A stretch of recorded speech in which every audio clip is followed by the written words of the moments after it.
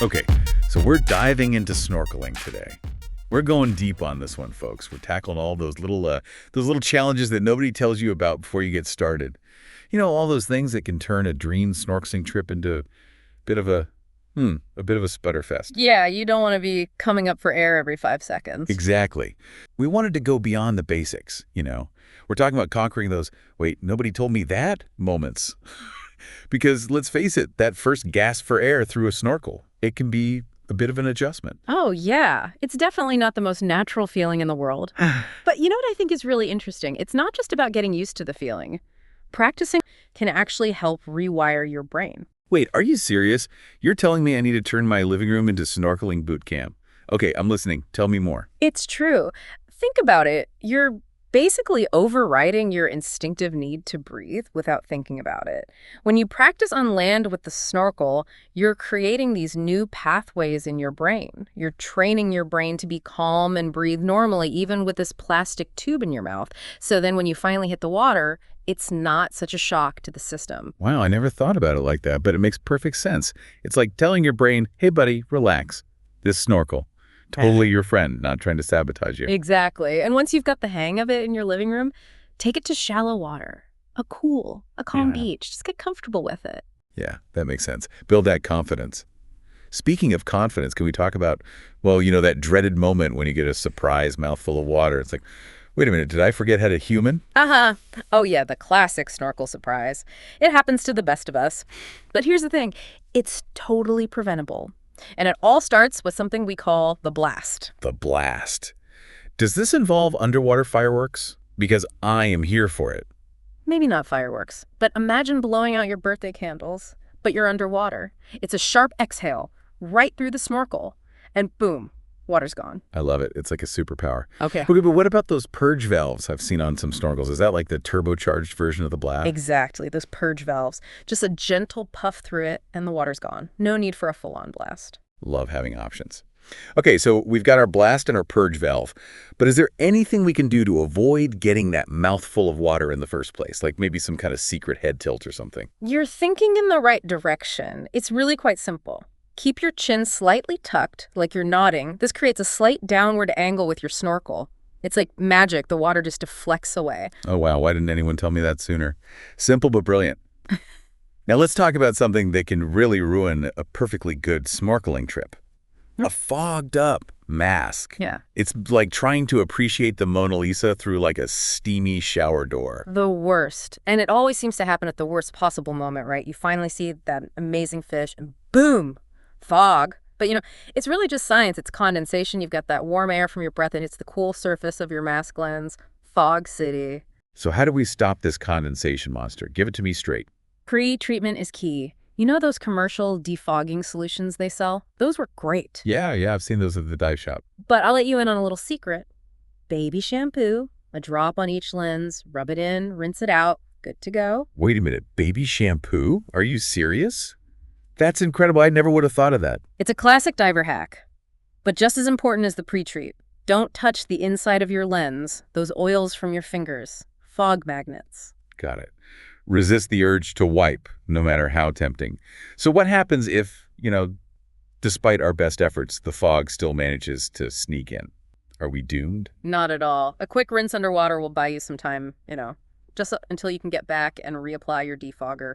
It's a lifesaver. Speaking of lifesavers, let's talk about another mask mishap that can really put a damper on things. Leaks. It's like this tiny little drip, drip, drip, constantly reminding you that you are not, in fact, a fish. Oh, leaky masks. Every snorkeler's nemesis. And you know it's not just annoying. It can actually be dangerous if you're not comfortable in the water. A good mask fit is crucial, and that starts with making sure your hair isn't the culprit.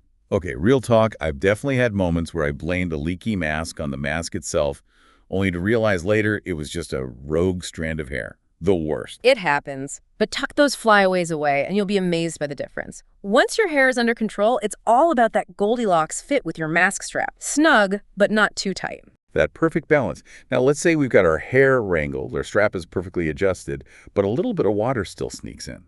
What's the move? Don't panic. Just gently lift the bottom of your mask away from your face and exhale through your nose. The air pressure will push that water right out, like magic. All right, magic, science, I'll take it. These are some seriously good tips. Now, on to a big one for a lot of new snorkelers. Buoyancy. That feeling of, wait a minute, I'm just supposed to float here, face down. What if I sink? It's a really common fear. We're land creatures at heart, right? Yep. But here's the thing. Our bodies naturally want to float. It's about trusting that and getting comfortable with that feeling. So how do we get over that mental hurdle? Is there some secret mermaid training I missed out on? I wish. But honestly, it's simpler than you think. Start by just playing around in a pool. Back floats, starfish poses, anything to get used to that feeling of weightlessness. The more you do it, the more natural it'll feel. I love that. Turn that fear into a pool party. But for those of us who need a little extra reassurance when we're out in open water, any suggestions? Snorkeling vests, they're amazing. They just give you that extra buoyancy so you can relax, conserve energy, no worries about turning into a submarine. It's like your own personal flotation device, but way less bulky. I love it. Any other words of wisdom when it comes to mastering buoyancy? The key is to relax. I know it sounds obvious, but the more tense your body is, the more you're going to sink. Just loosen up, take some deep breaths, let the water do the work. Such a good reminder. Not just for snorkeling either. Okay, we've covered so much ground already, but believe it or not, this is just the tip of the iceberg, or should I say, the tip of the snorkel. I'm feeling way more confident already, but I'm always up for more tips. Okay, let's talk about a challenge that can be both exhilarating and maybe a little scary. Currents and waves. Any tips for navigating those forces of nature? For sure.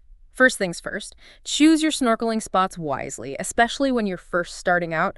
Look for those calm, protected areas, bays, coves, places where the water is naturally calmer. So maybe save the open ocean expeditions for later. Yeah, maybe when you're feeling a little more adventurous. And just as important as choosing the right location, checking that forecast. This goes back to what we were saying about knowledge is power.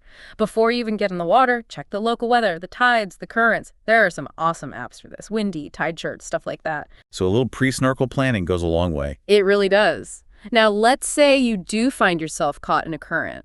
Here's a tip you might not expect. Swim parallel to the shore. Wait, really? Wouldn't you want to swim straight back to shore? It's tempting, but swimming against a current, it can tire you out so quickly. If you swim parallel to the shore, you can actually move out of the current's path. Once you're free, you can swim back safely. That's such a good tip. Okay, another snorkeling challenge that can really put a stop to the fun. Ear pressure. That uncomfortable feeling, it can ruin a snorkeling trip. Oh, tell me about it. Our ears, they weren't really designed for underwater pressure changes, were they? But the good news is there are ways to manage it. Okay, give it to me. I've heard people talk about equalizing, but honestly, I'm not 100% sure what that even means. So equalizing, it's basically balancing the pressure in your middle ear with the pressure of the water around you. The most common way to do this is the old pinch and blow. Pinch your nostrils closed, then gently try to blow air out of your closed nose. Like when you're on an airplane and it's taking off or landing. Exactly. And the key here is don't wait until you feel pain or discomfort. Start equalizing as soon as your head goes underwater and repeat it every few feet as you go deeper. Got it. Equalize early, equalize often. Any other tips for happy ears? Yeah, especially if you're new to this or you're prone to ear issues, start shallow. Yeah. Stay near the surface, practice equalizing there, and then gradually go deeper as you feel more comfortable. Yeah. Baby steps. Good advice. Now, we can't talk about snorkeling challenges without mentioning the big one. The sun. Right. You're basically swimming in a giant magnifying glass. Exactly. And a bad sunburn. Nothing will ruin a snorkeling trip faster, am I right? The worst. A sunburn isn't just painful, it's also really bad for your skin in the long run. Okay, so slip, slop, slap, even when we're heading into the water. Absolutely. Rash guards or those long-sleeved swim shirts, your best friend out there, they block those harmful UV rays and protect your skin from stings and scrapes too. Double duty. I love it. And speaking of protection, I'm guessing we shouldn't just be slapping on any old sunscreen, right? You got it. Reef-safe sunscreen is a must. A lot of those traditional sunscreens, they've got chemicals that can actually harm coral reefs, and those reefs are already dealing with enough. So important to protect those incredible ecosystems. Absolutely. Look for sunscreens that say reef-safe or ocean-friendly. They're getting easier and easier to find, and they work just as well. Perfect. Reef-safe sunscreen check. Any tips for remembering to reapply? It's so easy to lose track of time when you're out there having fun. It really is. That's why it's a good idea to take breaks out of the water every now and then. Let your skin dry off a bit, prevent that pruny effect. Plus, it's a good chance to rehydrate. Hydration. It's Well, so easy to forget about that when you're surrounded by water. I know, right? But it's crucial. You might not feel thirsty, but trust me, dehydration can sneak up on you. Fatigue, headaches, even cramping, and nobody wants to cramp up when they're snorkeling. So make sure you're sipping water throughout the day, even if you don't feel super thirsty. Exactly. Better safe than sorry. Got it. Hydration. Check. Okay, let's talk about finding our way around down there. Navigating in the water, especially somewhere new, it can be tricky. You're telling me it's like a giant underwater maze sometimes. Our guide recommends, if you can, start with familiar locations. If you know the area, you're way less likely to get turned around. Yeah, that makes sense. But what about those times when you want to explore somewhere new? In that case, landmarks are your new best friend. Look for things you can use as reference points. A tall tree on the shore, a unique rock formation, even a building. So pick a landmark, keep it in your sights, and you're good to go. Exactly. It's like having a natural compass. And another important navigation tip, always be aware of how far you are from the shore and watch out for hazards.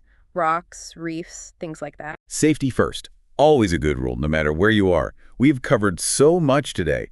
It's amazing how much there is to learn about snorkeling. Right, and believe it or not, we're not done yet. We've still got some insider tips on gear and guided tours to share. All right, snorkel fans, we are in the home stretch of our snorkeling deep dive. I gotta say, I'm feeling like a pro already. Me too. It's amazing what a little knowledge and a few insider tips can do for your confidence. Right. We went from, wait, how am I supposed to breathe again, to bring on the currents. Ha ha ha, exactly. And speaking of bringing it on, having the right gear can make all the difference. Okay, gear talk. Love it. I've definitely had those moments where I thought my mask was like actively trying to ruin my snorkeling trip. It's so true. A good mask. Non-negotiable. And the same goes for your snorkel and fins. Invest in good quality gear. Your comfort and enjoyment will thank you. So no skimping on the gear. Any tips for choosing the right stuff? It feels like there are a million options out there. I know, right? For masks, the key is finding one that fits snugly but not too tight. It should make a good seal around your nose and mouth, and the strap should feel good on the back of your head. No weird pressure points. Makes sense. What about snorkels? Are those purge valves worth it? Totally worth it, especially for beginners. Those things make it so much easier to clear water out of your snorkel. Game changer. Good to know. Now, fins. Full transparency, I usually just grab whatever's available. Is there really a big difference? There can be. For snorkeling, you generally want fins that are on the shorter side with a little more flex in them. They'll give you good maneuverability without wearing you out. Okay, good to know. I'll be brushing up on my fin knowledge for sure. Yeah. Now, for those who are ready to dive in, but maybe not quite ready to go solo, guided snorkeling tours. The best. Guided tours are awesome because you get the best of both worlds, exploration and support. You've got a local expert to show you the best spots, point out all the cool creatures, and most importantly, make sure you stay safe. It's like having your own personal underwater tour guide. You get to just relax, enjoy the scenery, and learn so much. Exactly. And those guides, they know all the secret spots, all the cool creatures that you might never find on your own. That's so cool. I'm already picturing myself swimming with sea turtles while our guide is pointing out all the different types of fish. Sounds like a dream. It does. Well, we have covered so much ground today. From mastering the basics to conquering our fears to picking out the perfect gear. I feel so much more prepared for my next snorkeling adventure. Me too. And remember, at the end of the day, the most important thing is to just relax, have fun, and enjoy the beauty of that underwater world. Couldn't have said it better myself. As we wrap up our deep dive here, we want to leave you with a question. Where will your newfound snorkeling confidence take you? The underwater world awaits.